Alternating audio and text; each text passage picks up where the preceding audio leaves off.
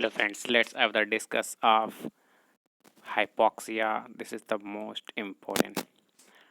अगर हम हाइपोक्सिया की बात करें तो एक बहुत ही नॉर्मल वर्ड है। इसको जैसे कि हम बात करते हैं हाइपो का मतलब होता है कम और ऑक्सिया का मतलब होता है ऑक्सीजन, यानी कि ऑक्सीजन की कमी के कारण जो भी प्रॉब्लम हमारी बॉडी में देखने को मिलती है वो हाइपोक्सिया की कैटेगरी में आती हैं। हाइपोक्सिया मोस्टली 4 टाइप इसके होते हैं।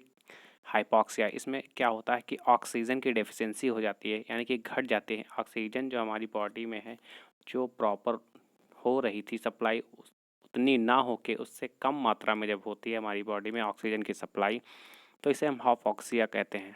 Hypoxic hypoxia.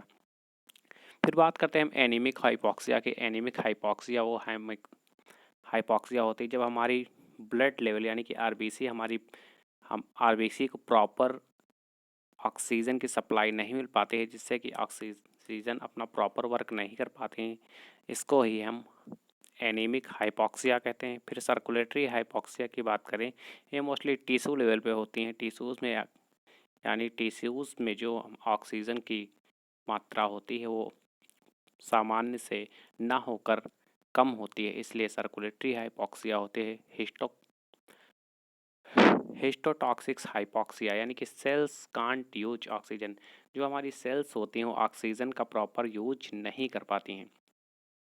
अगर हाइपोक्सिया की बात करें तो इसमें होता क्या है कि an absence of enough oxygen in the tissue to sustains bodily functions, यानी कि हमारे टिश्यूज़ होते हैं बॉडी में, वो उनमें ऑक्सीजन की प्रॉपर सप्लाई नहीं हो पाती है, जिससे कि हमारी बॉडी प्रॉपर फंक्शंस नहीं कर पाती हैं। और इसके हाइपोक्सिया को हम कई अलग नामों से भी जानते हैं, जैसे कि हाइपोक्सिएशन यानी कि लैक ऑफ ऑक्सीजन, या फिर लो ब्लड ऑक्सीजन और ऑक्सीजन स्टारवेशन। और इसमें इसके अगर हम सिम्टम्स की यानी कि लक्षणों की बात करें तो इसमें होता है साइनोसिस और नंबनेस, मतलब जो हमारी बॉडी है उसमें एक प्रकार से सुन्नता देखने को मिलती है। मतलब हमारी बॉडी में जब प्रॉपर ऑक्सीजन का सप्लाई नहीं हो पाता है तो हमारी बॉडी में स्टारवेशन आ जाता है। मतलब अगर हम उसमें कोई नीडल्स वगैरह चुभाएं तो उसमें एक फीलिंग प्रॉपर नहीं आ पाती हैं, एक फीलिंग का एहसास कम होने को मिलता है, पेनलेस हो जाती। और इस तरह की कंडीशन अभी आपको देखने को मिलती है। इस तरह का हाथ की कंडीशन, यानी कि जो हमारी सेल्स होती हैं प्रॉपर सिकुड़ जाती हैं।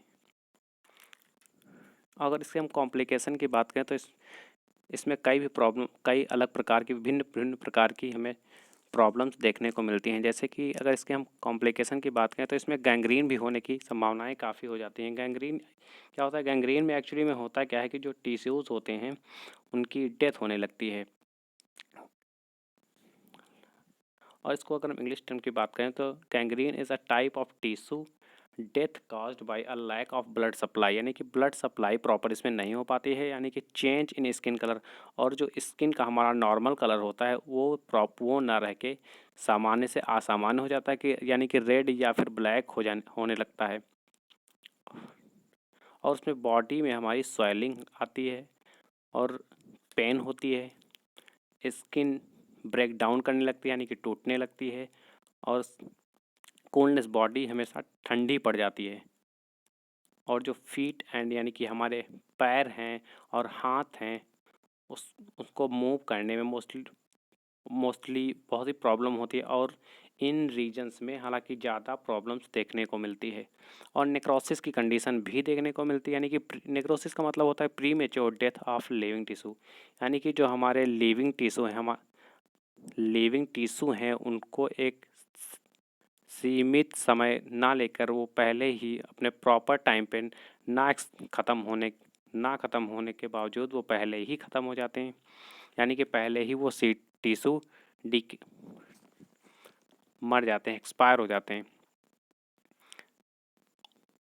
फिर अगर इसके हम रिस्क फैक्टर की बात करें तो ये रिस्क फैक्टर्स में मोस्टली जैसे कि कोरोनरी आर्टरी है, यानी कि जब हमारी बॉडी में ऑक्सीजन की प्रॉपर सप्लाई नहीं होगी तो हमारा हार्ट जो है उसकी कोरोनरी आर्टरी में प्रॉब्लम्स क्रिएट होती है, यानी तो इससे हार्ट अटैक जैसी समस्याएं भी देखने को मिलेंगी, जैसे स्ट्रोक, एम्बोलिज्म, यानी एम्बोलिज्म का मतलब थ्रॉम्ब बन जाना, थ्रोम्बोसिस, या फिर डीप वेन जो हमारी नसें हैं वो गहरी हो जाएंगी, मतलब प्रॉपर दिखाई नहीं देंगी।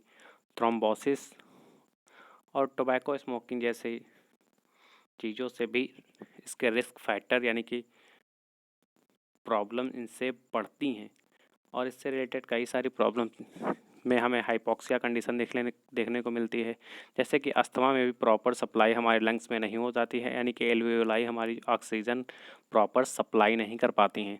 उसके बाद बात करते हैं हम क्रोनिक ऑब्स्ट्रक्टिव पल्मोनरी डिजीज़ और निमोनिया में भी ये कंडीशन हमें देखने को मिलती है। उसमें भी प्रॉपर लंग्स या एल्वेओलाई में प्रॉपर ऑक्सीजन की सप्लाई नहीं हो पाती है, और इस प्रकार से हाइपॉक्सिया की कंडीशन देखने को मिलती है।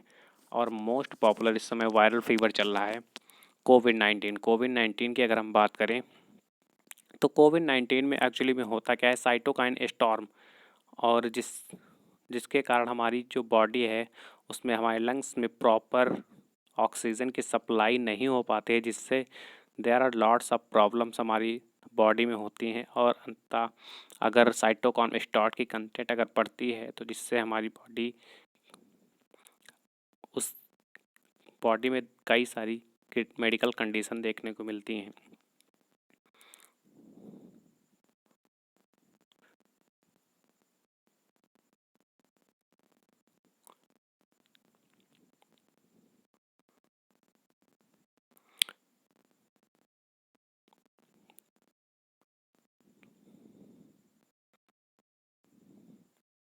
कुछ कुछ लोगों का मानना है कि हाइपॉक्सिया मास्क लगाने से भी इससे प्रॉब्लम होती है। हाइपॉक्सिया की